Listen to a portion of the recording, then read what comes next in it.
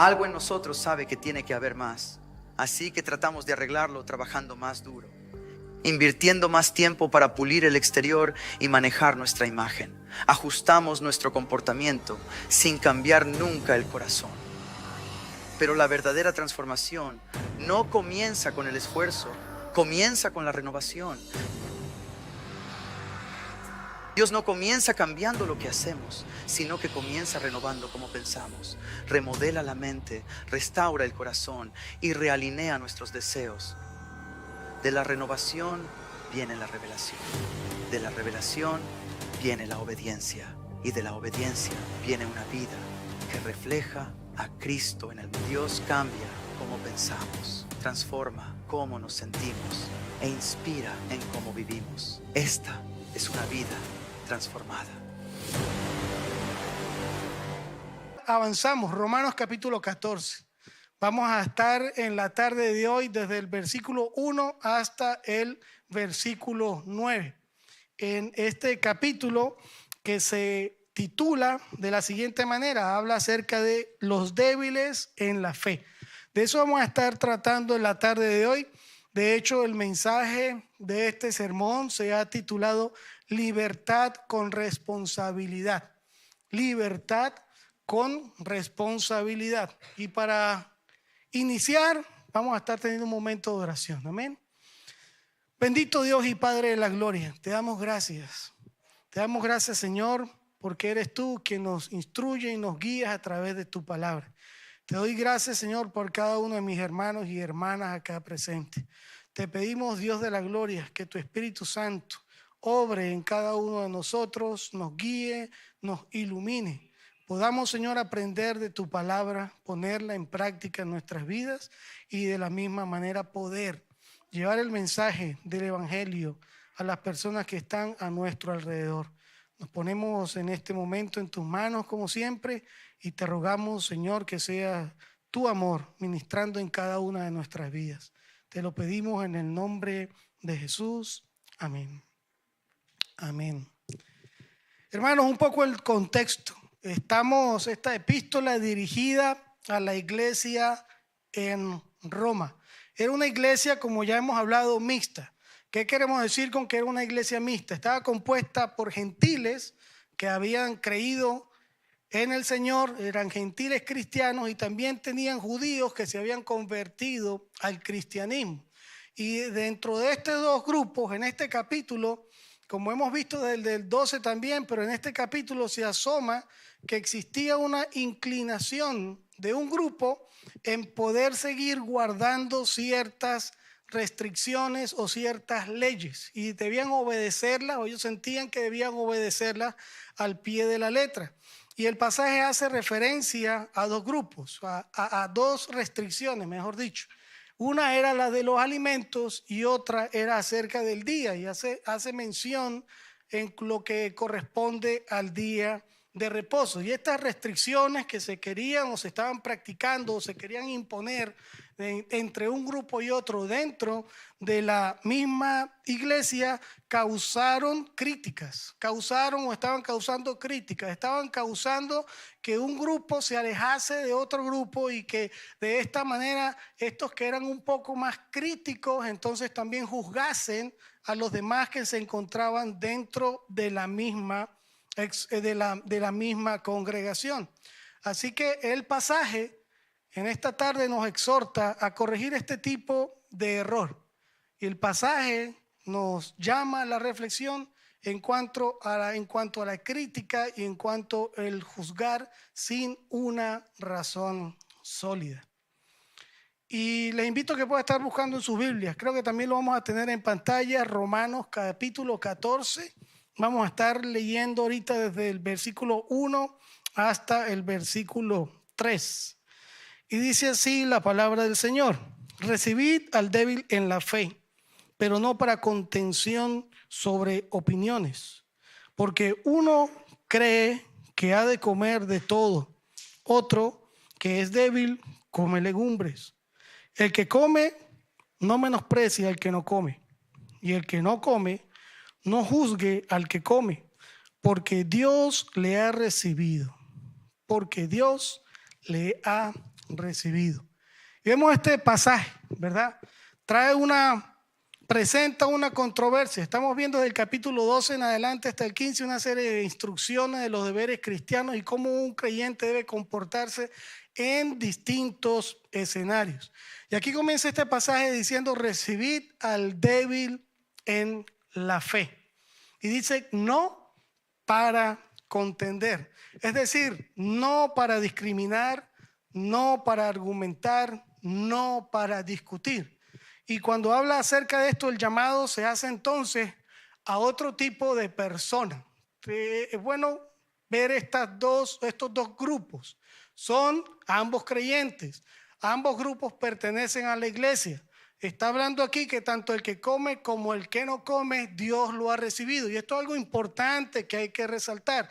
Estamos avalando dentro de una congregación de hermanos creyentes firmes en la fe, pero con alguna posición distinta de un grupo con el otro. Más en medio de esta situación, ambos grupos son creyentes. Dios les ha recibido. Así que dice: hermano, recibe al débil en la fe. Si dice hermano, recibir al débil en la fe, entonces esto se refiere, o podemos hacer referencia a un grupo que está como un poco más fuerte en la fe. Y se le dice entonces que reciba a esta persona débil, que sea ¿qué? Que sea hospitalario, que le deje tener comunicación o que tenga comunicación con esta persona, que se puede acercar a este otro hermano que manifiesta ser débil en la fe. Y entonces nos hacemos la siguiente pregunta: ¿quién es débil en la fe? ¿A qué hace referencia el pasaje cuando nombra a una persona débil en la fe? Y nosotros pensamos entonces en un nuevo creyente.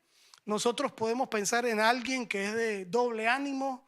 Nosotros podemos pensar en que es alguien que flaquea en su vida devocional a Dios. Es alguien que tiene crisis de fe durante su caminar con Cristo. Es alguien que tiende a dar lugar en su corazón en distintas circunstancias a las dudas. Es alguien que puede sentirse inseguro o tímido para poder hablar de Cristo con las personas. Es alguien que de repente sienta o exprese que no tiene una madurez en la fe, o esta persona incluso débil en la fe se puedan sentir menor preparado. Y eso es lo que pensamos, lo que podemos pensar con respecto a una persona débil en la fe. Pero el versículo 2 y el 3 nos van a decir quién, o nos van a definir quién es el débil en la fe. ¿De quién se trata? Y si vemos el versículo 2 y el 3 dice: porque uno cree que se ha de comer de todo.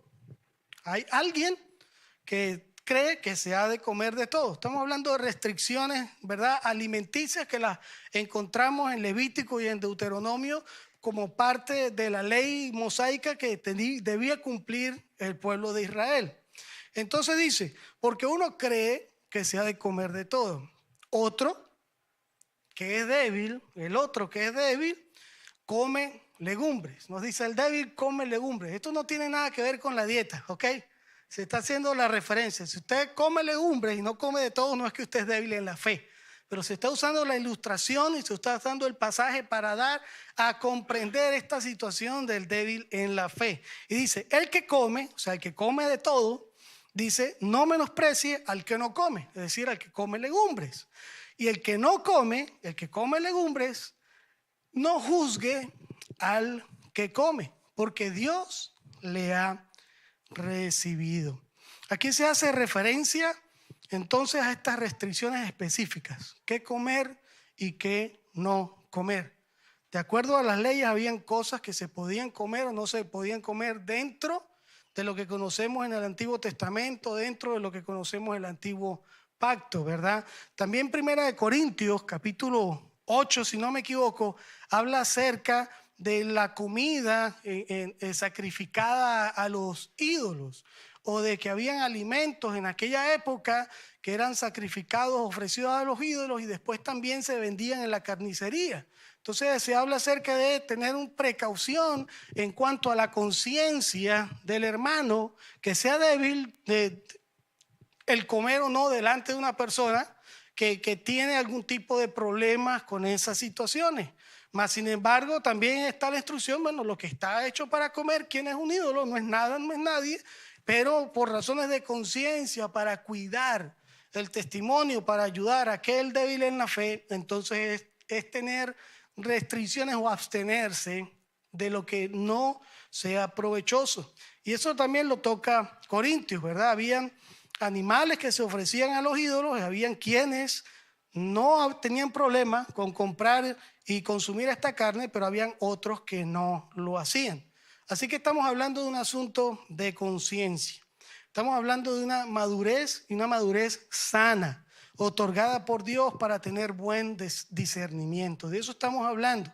Aquí en el caso que se nos presenta en el capítulo 14, tenemos a alguien que come de todo y a alguien que no, que se restringe.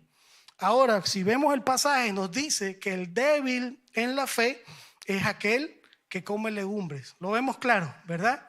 Esto es importante. El débil en la fe es aquella persona que come entonces lo que son las legumbres. Vemos que en este tipo de situación, esta persona débil en la fe es la que sigue lineamientos que son estrictos, que son muy estrictos. ¿Por qué? Porque hace referencia no que esta persona consume algún tipo de alimento, sino que solamente consume las legumbres, aunque en la ley ellos tenían o podían consumir otro tipo de carnes, mas sin embargo este grupo no lo hace y se abstiene de todo tipo de alimentos. Ahora, ¿qué nos dice el pasaje? No dice el pasaje que tanto los unos, los que comen todo, como los otros que se restringen, están haciendo algo malo. No está indicando que lo que unos consumen y otros dejan de consumir significa que están en pecado, que no son parte de la iglesia. Aquí vemos que el débil en la fe es aquella persona, y la instrucción que se le da a ese débil de la fe es que no juzgue. Mas sin embargo, al otro que se le dice recibe, al débil en la fe y no lo menosprecie, se le está llamando a la madurez, a que tenga presente de que hay hermanos débiles en la fe. Mientras el fuerte en la fe no debe menospreciar, burlarse o ir desechar o apartarse de este hermano, debe más bien recibirlo. Y el débil en la fe, digamos que en su actuación es el que tiene la actitud más fuerte, más crítica o más radical. El débil en la fe dice que juzga a la otra persona.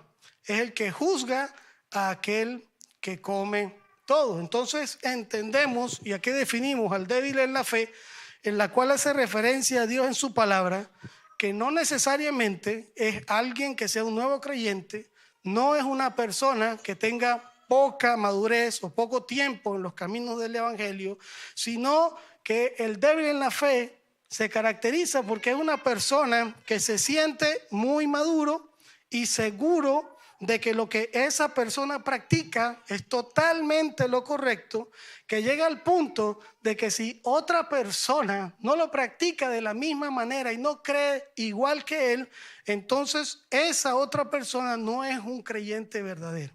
¿Sí lo vemos? A este punto es que se está haciendo referencia el pasaje. El débil en la fe cree o piensa que son los demás los que son débiles, porque sus prácticas no son exactamente como las que ellos tienen. Así que el débil en la fe en este pasaje nos muestra que es el más estricto, que es el más crítico y también es un poco complicado. Es la persona que más tiende a juzgar a otro hermano por causa de su conciencia, más que tomar en cuenta lo que dice la Escritura acerca de la enseñanza bíblica doctrinal real. Y se pueden dar ese tipo de situaciones. Por eso entonces la invitación que hace el versículo es al débil, al fuerte, a recibir al débil. Y aquí no se trata tampoco de que el fuerte es el que tiene una mente abierta. Aquí no estamos hablando acerca de que el fuerte en espíritu tiene un sentido superficial de lo que es la fe. o que relaja la escritura o que minimiza la doctrina bíblica. Eso no es tampoco lo que está diciendo el pasaje, sino que habla de que el fuerte en la fe descansa en que su conciencia está plenamente establecida en conocer a Dios, de que sabe bien lo que dice en su palabra, sabe bien, y esto le permite darse cuenta acerca del débil, y en vez de instruirle con rudeza en la palabra, el fuerte está llamado a poder guiarle sin implantar dogmas, sino que debe de todo corazón, movido por el amor, edificar y hacer todo en base a aquellas cosas que puedan ayudar al débil en la fe para la edificación del cuerpo de Cristo, para que todos sean beneficiados de la palabra de Dios. Vemos que el capítulo 12 comienza a hablar acerca de la renovación de nuestro entendimiento. Y sigue en estos capítulos tomando ese punto como referencia, apuntando hacia esos versículos. Debemos renovar nuestro entendimiento, debemos de tener una mente bíblica, debemos de ser cristianos, ser imitadores de Cristo y al mismo tiempo tener un pensamiento bíblico en cuanto a todas las cosas que practicamos. Vemos que entonces el fuerte en la fe debe desear y debe poner en práctica primeramente el amor a Dios y el amor al prójimo. Y si nos vamos a 1 Corintios 13, que también lo vimos aquí, podemos entender un poco más el llamado que tenemos en amor al prójimo, cuando entonces dice el amor todo lo sufre, todo lo soporta, todo lo cree, no tiene envidia, no es jactancioso, no busca lo suyo. El fuerte en la fe vive y practica ese tipo de amor con el débil en la fe. A pesar de que el débil de la fe es más estricto y parece más acucioso en la observancia de lo que dice la Escritura, el fuerte en la fe está llamado a sobrepasar esos obstáculos y poder recibirle a este hermano o a esta persona. Aquí, hermanos, estamos hablando entonces de comportamiento y lo podemos relacionar comportamientos o prácticas externas. ¿Qué quiero decir con esto? Que los demás pueden ver y depende de la conciencia de cada uno tener en cuenta quién es la otra persona.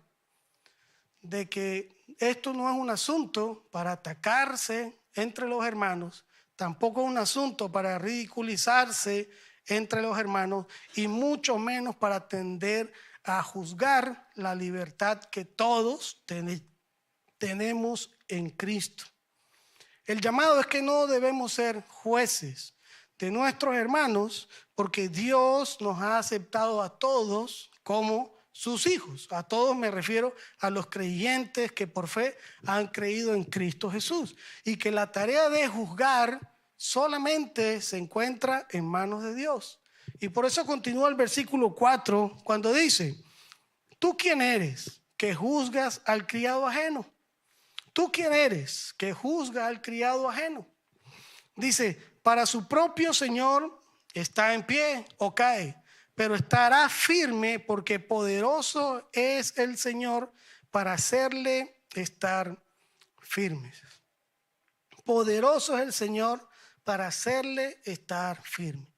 Y aquí vemos entonces también la crítica o el juzgar a un criado que ni siquiera le pertenece. En el contexto, pues el criado es esa persona que estaba dentro de la casa y es parte de lo que era el servidor dentro de ese hogar. Y el criado se tomaba como alguien parte de la familia.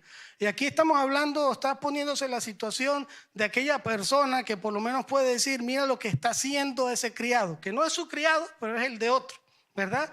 Y esta persona dice: mira lo que está haciendo ese criado, mira la manera como hace esto, mira la forma en cómo se comporta. Si ese fuese mi criado, no haría esto, sería así, así y asado. Y eso es lo que se está llamando aquí a la reflexión. Dice: ¿de quién es ese criado? ¿Es tuyo o pertenece a la otra casa?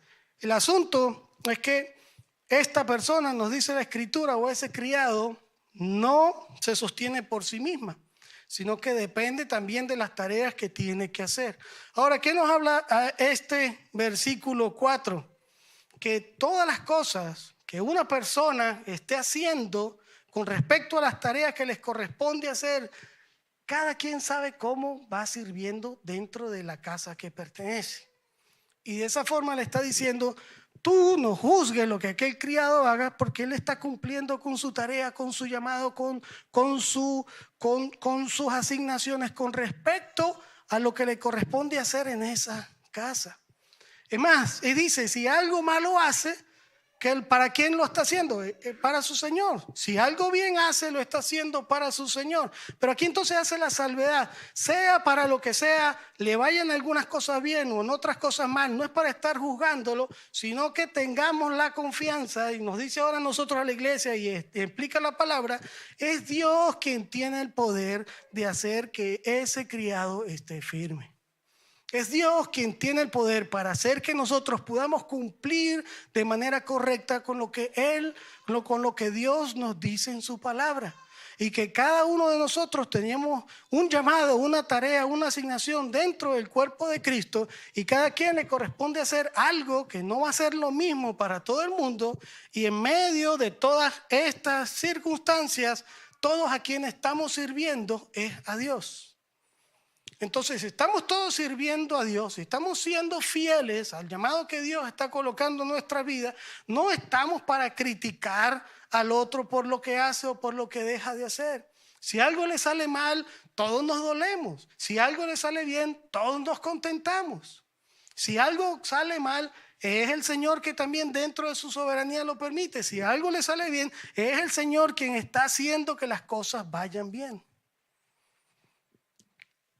A fin de cuentas, nosotros permanecemos en el camino de la fe porque es el Señor que nos hace estar firmes. Que nos hace estar firmes. Porque si de repente sería por la manera o algunos conceptos que nosotros tenemos, podemos estar fallando. Y eso ocurre y puede ocurrir, y tenemos aquí este ejemplo en la palabra de Dios.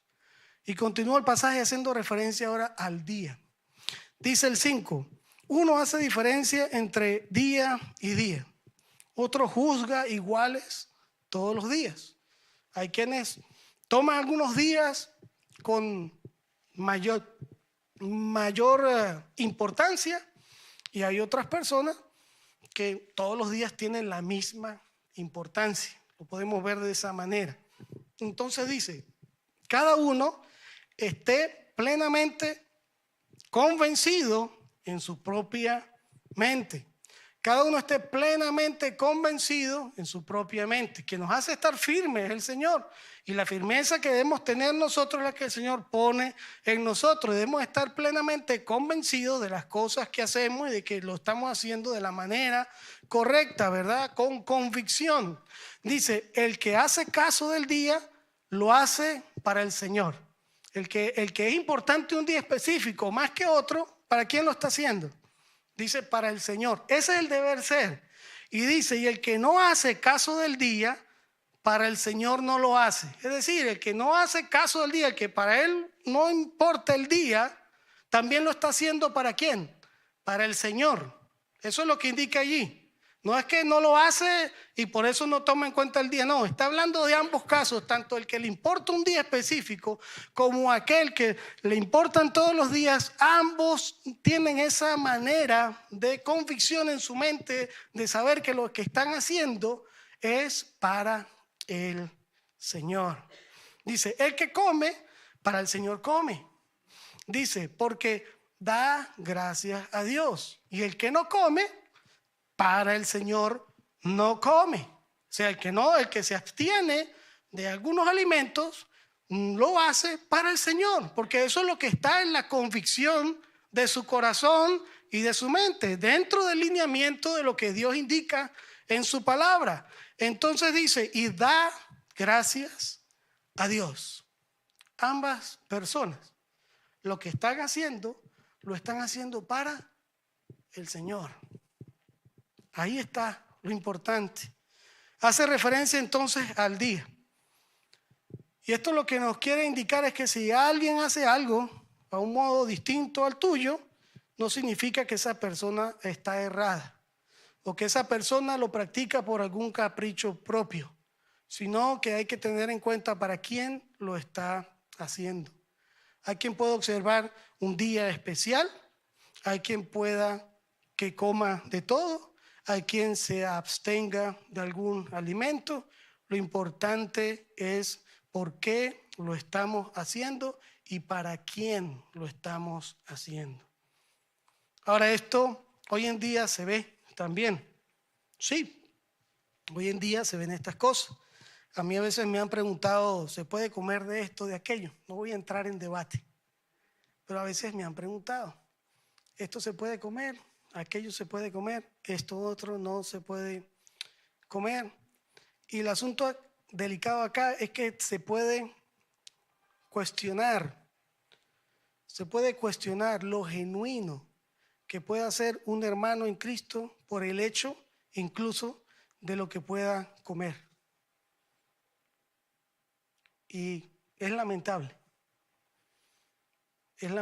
que algo, digamos, superficial tenga tanto resultado en el corazón y en la mente de la persona que pueda poner en duda que la persona que tiene allí en la congregación, que la persona que se hace llamar su hermano, posiblemente no sea un creyente genuino.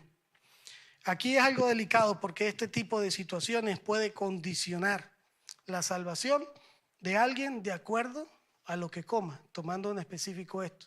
Puede condicionar ante los ojos de alguien la salvación de otro porque celebre, porque vaya o porque diga el día en que hay que hacer el servicio es el lunes, el martes o el miércoles, el jueves o el viernes o el sábado o el domingo. Y si no se hace específicamente este día, esa iglesia, esa congregación o ese hermano no es un verdadero creyente. Todos los días son del Señor. ¿Qué hacemos? Aquí el llamado. ¿Qué hacemos diciendo que solamente se debe celebrar un servicio X día y el resto de los otros días de la semana nos comportamos como nos da la gana? Entonces, ¿para qué tan importante es el día? O vayamos al otro caso, no importa ningún día y por eso entonces también mi forma de pensar me da igual qué día sea de la semana y me comporto cualquier día como me da la gana. Y eso también está mal. ¿Sí lo vemos? Ahora el asunto está acá en condicionar cómo vemos a un hermano por el hecho en cómo nosotros podemos ver algunas cosas con respecto a la palabra. Aquí lo que Dios nos indica es que debemos tener conciencia en cómo Él nos guía en su palabra. Ambos, y el pasaje nos habla que ambos no están pecando en contra de Dios. Sin embargo, aún entre estos dos grupos existían o se presentaban problemas. El pasaje lo que quiere explicar, hermanos, es que estamos llamados a no juzgar. El Señor Jesucristo dijo, saca la viga que está en tu ojo primero para que puedas sacar la paja que está en el ojo de tu hermano. Aquí no se está diciendo no a la corrección. Sí debe haber corrección, pero cuando también me está señalando aquí que pueden haber cosas que en mí son más grandes y mi error es más grande que el que pueda el error haber en el de mi hermano. Y primero debo de tomar en cuenta eso en mí para poder ayudar al otro hermano. Entonces no es juzgar, no se le dice no a la corrección, sino hacerlo de la manera correcta y siempre teniendo en cuenta no tenga cada uno mayor concepto de sí mismo que el que debe tener. Y también lo vimos acá en Romanos. El llamado es que también no despreciemos, nos llama a no despreciar. Recibe al débil, no lo desprecies. Y entender que ambos están buscando de Dios. Entender que ambos quieren honrar a Dios. Vemos otros aspectos que podemos tocar acá. Y en primer lugar, el amor es la base para poder manejar distintas situaciones entre los hermanos. Vimos en el capítulo 13, no debáis nada a nadie, sino amaros unos a otros, porque el que ama al prójimo ha cumplido la ley. ¿Queremos cumplir la ley? ¿Queremos cumplir lo que Dios nos dice en su palabra? Es con amor que se cumple. Cuando amamos a Dios y cuando amamos al prójimo, estamos cumpliendo con la ley. Ese mismo capítulo, versículo dice, el amor no hace mal al prójimo, ningún tipo de mal. Recordemos también lo que hablamos, ningún tipo de mal. El no recibir al de él en la fe y rechazarlo es causarle un mal. El juzgar al hermano porque come de todo y no debería comer de todo, le está causando un mal al otro. Está juzgando, está señalando a una persona, está cuestionando su relación con Dios en base a algo que no tiene que ver con la salvación. Entonces vemos que el vivir bajo la ley o el cumplimiento de la ley es tener claro realmente, entonces, ¿qué? La Biblia nos lo dice, tener en claro qué es el pecado. Para eso es la ley. Nos confronta con el pecado. La palabra de Dios nos indica qué es el pecado. El cumplir de la ley es apartarnos del pecado y no alimentar a los impulsos pecaminosos. Lo que nos indica la ley, la palabra de Dios, es la importancia de la obediencia a Dios y de su palabra para no pecar contra Dios. De eso nos alerta, nos instruye Dios en su palabra. Por ejemplo, si alguien está teniendo algún tipo de vicio, de problema, con alcohol, con drogas, si alguien está bajo la situación que hablaban, tengan cuidado y no satisfagáis los deseos de la carne o no obren para los deseos de la carne. Y la persona hay que alejarse de la glotonería, de la ira, del chisme, del falso testimonio, de la lascivia, de la lujuria. Estas son las cosas que se tienen que abordar dentro de la congregación como hermanos. Estas sí son las cosas que son un llamado de atención y que debemos remediar dentro de la iglesia o como hermanos.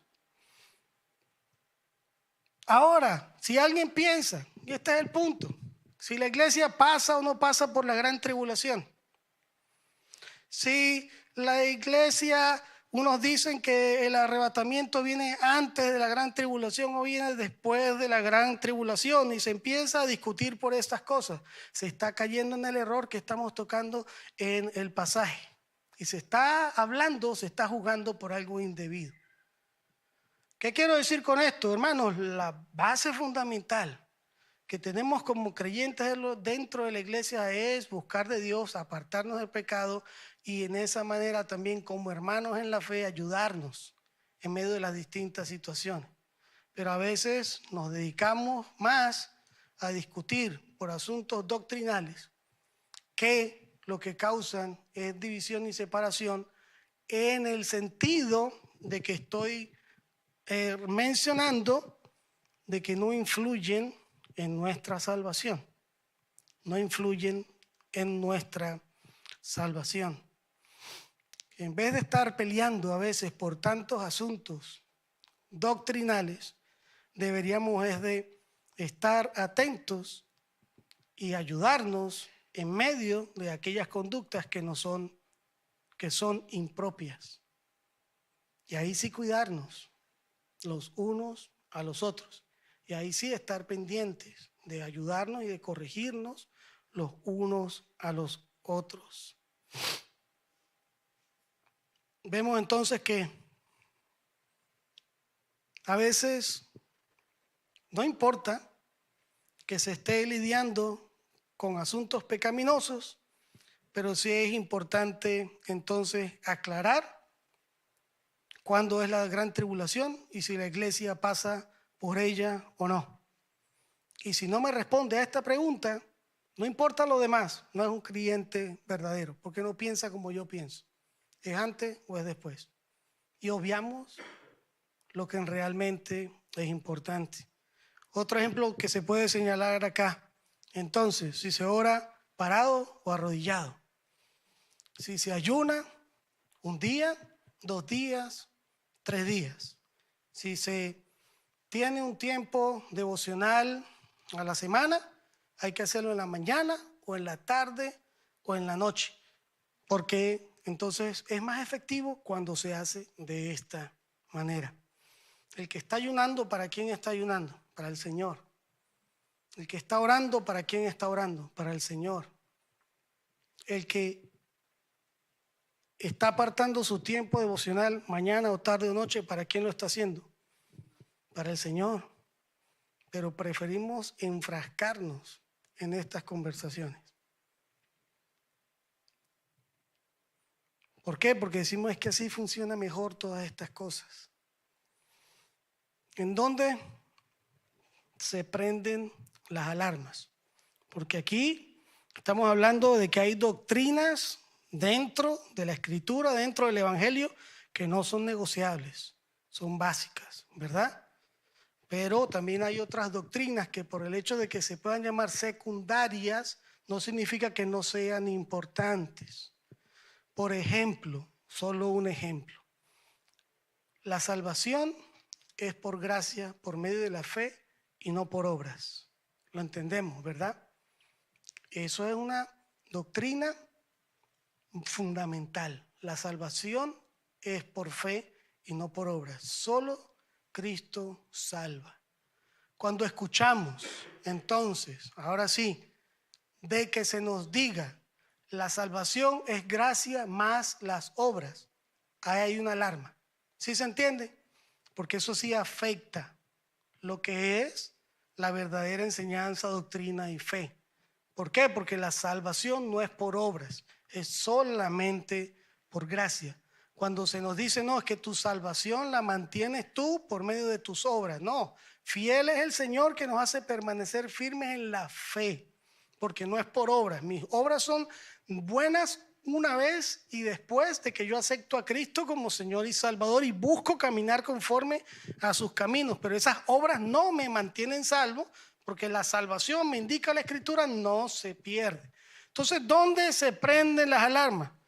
Aquí entonces empezamos a descartar algunas cosas, porque si bien estamos tocando asuntos doctrinales, también hay que tener en cuenta que hay falsa doctrina, falsos maestros, y la Biblia también nos los indica, ¿verdad?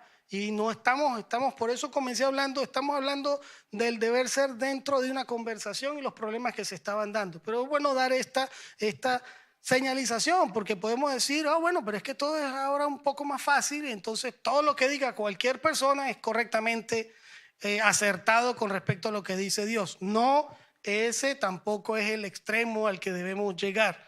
Por ejemplo, si alguien dice Jesús no es Dios, que la salvación es por obras. Si alguien dice que hay una nueva revelación de Dios aparte de la que tenemos en la Biblia, o que la Biblia ya está obsoleta, tiene mucho tiempo, está antigua, ella no contiene todo lo que necesitamos, o que ahora Dios está mostrando asuntos nuevos que complementan lo que dice la Escritura. Y se pueden nombrar muchas otras cosas, ¿verdad? Ahí no se pueden aplicar estos versículos, porque se está tocando puntos contrarios a la verdadera enseñanza, porque estamos tratando de otro tipo de enseñanzas que son distintas a lo que es el carácter de Dios y a lo que nos enseña la Escritura. Por eso vimos también que es importante la Escritura, porque es totalmente útil. Debemos de leerla toda, leerla completa, porque ella es la que nos guía, nos instruye, nos enseña, nos redarguye y nos corrige. Se puede, si no se lee la Escritura, se puede ser un débil en la fe, y como estamos tocando acá hoy. Pero cuando hablamos del débil en la fe, porque es muy estricto, gracias a Dios que somos salvos por gracia, y eso no afecta su salvación tampoco. El pasaje nos dice, no va a afectar tampoco su salvación, este débil en la fe que está siendo más estricto. Es decir, tanto el que come de todo como el que no come son salvos, porque el dejar de comer o el comer no es lo que salva. Quien salva es Cristo. Si se circuncida o no se circuncida, estamos hablando de los problemas que existían en la iglesia primitiva. La circuncisión no salva. Quien salva es Cristo. El que dice que debe hacerse servicio el sábado o el domingo, esto no salva. Quien salva es Cristo.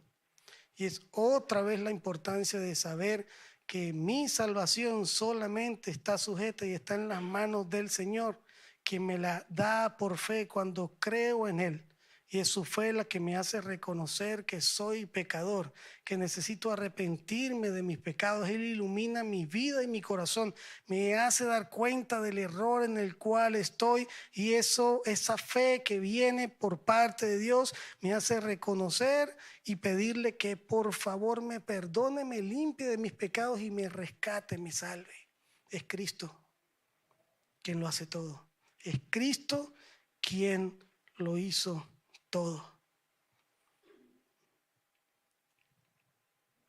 El problema está en que discutimos en lo que no debemos discutir. El asunto está en que hacemos de esas discusiones un gran problema. Incluso estas discusiones pueden hacer, y yo creo que esto es lo que está evitando también aquí el apóstol Pablo en esa iglesia, que la gente se vaya, se divida, se separe por asuntos como los que estamos planteando, se están presentando. Ahora, eso también puede ser evidencia de que no se está prestando bien atención a lo que se está enseñando, se está predicando en algún lugar, de que no estamos poniendo de nuestro empeño en poder ser discipulados, estudiar de la palabra los hermanos juntos y ir profundizando en lo que Dios nos quiere decir en su palabra. Hermano, aquí hay muchísimo. Mire, yo estoy aquí hay muchísimo, pero todo no se puede dar en una predicación. Se cansa la gente, se duerme la gente. Después de cierto tiempo se hace un poquito, si no hay tanta atención, asimilar todo. Es complicado en una predicación. Aquí hay muchísimo. Hay enseñanza de parte de Dios. A veces queremos esconder nuestros defectos como personas. A veces queremos esconder que no estamos siendo fieles al Señor, que no estamos siendo obedientes. Queremos esconder que hemos pecado en contra de Dios usando el intelecto doctrinal. Y con eso nos escudamos. No veo lo que en verdad estoy haciendo mal en mi vida. No veo el pecado que estoy cometiendo con intención. Pero estoy más pendiente de ver cómo critico, de cómo señalo y de cómo aprendo más doctrina para abrir un debate bíblico y ganarle a mi hermano. Y de eso no se trata la Escritura, de eso no se trata el cristianismo. El cristianismo se trata desde que Dios lidia con nuestro corazón y nosotros demostramos obediencia a Dios. Nosotros demostramos amor a Dios, de que tenemos un deseo genuino de alimentarnos de lo que Él nos quiere decir en su palabra. Pero ahora todo lo queremos como en cápsulas de 60 segundos, los reels, los shorts, estas cosas, ¿verdad? Queremos recibir todo en 60 segundos. Queremos recibir toda la instrucción de Dios en 1 minuto 30. Si se pasa de ahí, ya queremos escuchar otra cosa. A veces esperamos aprender de Dios en frases motivadoras, en mensajes que nos hagan estar conformes en la manera como estamos viviendo, cuando esto no es así. Es algo del día a día, es algo de una constante relación con Dios. ¿Cuánto a veces nos cuesta preparar un devocional para nosotros mismos? ¿Cuánto a veces nos cuesta preparar un estudio para compartirlo con los hermanos? ¿Cuánto a veces nos cuesta aprender de la palabra? Hermanos, y eso está bien. Y la idea de que lo haga es que venga acá y lo comparta con nosotros también. y todos seamos edificados en la verdad. Y si es necesario que algunos seamos corregidos, es importante que lo hagamos así, atendamos al error y seamos advertidos por la palabra, por el Espíritu Santo. Debemos de deleitarnos cada vez más en la palabra. Debemos de hacer reflexión en lo que ella nos dice y nos haga entender para poder ponerlo en práctica. Aquí yo no voy a caer en lo que dice el pasaje. Yo no estoy en contra de los 60 segundos. No, porque hay personas que lo hacen. Yo también coloco, ¿verdad? No es el diario, pero coloco y se coloca. ¿Con la intención de qué? De querer edificar. Yo no estoy en contra de los 60 segundos. Yo no estoy en contra del reel. Yo no estoy en contra del short. Yo no estoy hablando actualizado. Yo no estoy en contra de que se transmita online. Yo no estoy en contra de eso tampoco, porque está bien. Ese hermano lo está haciendo ¿para quién? Para el Señor. Vemos. Ambos son importantes. Lo están haciendo para el Señor. La reflexión a la que se está llamando este pasaje es: ¿qué estás haciendo? ¿Estamos juzgando al hermano por cosas que aún no hemos analizado si en verdad están bien o mal? ¿Estamos siendo débiles en la fe, viviendo de una religiosidad sin una transformación? ¿Estamos en verdad convencidos en nuestra mente, entendidos en la palabra, para poder entonces recibir a los débiles en la fe? Son muchísimas las variables y los escenarios que hay en estos versículos. Son muchos. La única manera en que podemos aplicar todo esto es por amor, en el amor de Dios. Amando a Dios por sobre todas las cosas y amando al prójimo como a nosotros mismos. La diferencia está en pedirle a Dios discernimiento, pedirle amor, para que nosotros podamos entonces así, de esa manera, saber lo que realmente es importante, lo que realmente edifica, y dejar entonces otras cosas, otras diferencias que en verdad no están ayudando a la edificación del cuerpo de Cristo. Dice el 7 al 9, porque ninguno de vosotros vive para sí y ninguno muere para sí. Pues si vivimos, para el Señor vivimos, y si morimos, para el Señor morimos. Así pues, sea que vivamos o que muramos, del Señor somos, porque Cristo para esto murió y resucitó y volvió a vivir, para ser Señor así de los muertos como de los que viven. Para finalizar, lo fundamental es que el creyente, en primer lugar, no es dueño de su vida. Mi vida le pertenece a Cristo. De esa manera estoy llamado a vivir por parte de Dios, de que tanto en la vida como en la muerte, todo está en manos de mi Dios, de que los cristianos somos del Señor y Él sí es el único que tiene el derecho de juzgarnos. De nada sirve vivir de lo exterior, de la apariencia o de la religiosidad o del legalismo, que es el punto que se está tratando acá, cuando el problema está en el interior. El llamado es: si no tienes a Cristo, no se ha creído en Cristo.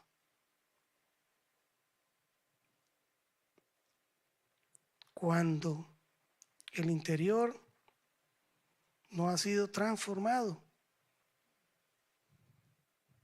hay que buscar de Cristo para que sea transformado. Esa es la obra milagrosa del Señor. ¿Para quién? Para aquellos que no han creído. La única manera en que tu vida cambie, sea transformada, reciba dirección, sabiduría, saber hacer las cosas de la manera correcta. Lo más importante es recibir el perdón de pecados, porque eso te da la justificación delante de Dios, en no tener que enfrentar su juicio al final de todas cosas. Y que si no tienes a Cristo en tu corazón, si no has sido rescatado por Él, lo que viene es una eternidad, y eso lo dice la Escritura y lo decimos con dolor, una eternidad alejada, apartada de Él, pagando por la culpa del pecado y la rebelión ante Dios. Eso no es el destino que Dios quiere. Él quiere que todos procedan al arrepentimiento para que sean salvos. Y es la invitación que hace el Señor. Y cuando aceptamos esa invitación, ya no vivimos para nosotros mismos. Todo lo que hacemos, lo que pensamos y lo que decimos tiene un sentido y un propósito. Y es solamente hacerlo para el Señor, por el Señor. Somos de Él y es su obra la que nos ha rescatado. Y esto ha sido por gracia, por su gracia, como un regalo por medio de la fe. Es su poder. Hermanos, esto no está basado en nuestras capacidades tampoco. Esta instrucción está basada en que la podemos aplicar en nuestra vida. Es por la obra misericordiosa de Dios y su amor que nosotros podemos tener el discernimiento para hacerlo. Es por el poder, por su poder, que Él nos hace caminar por la verdad y vivir para Él. Con esto terminamos. Una conciencia realmente libre. Y de ahí viene el título, ¿verdad?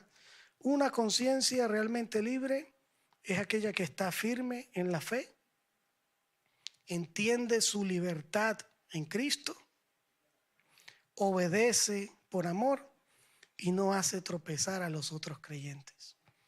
Esa es una persona con una conciencia libre, porque el Señor nos ha hecho libres.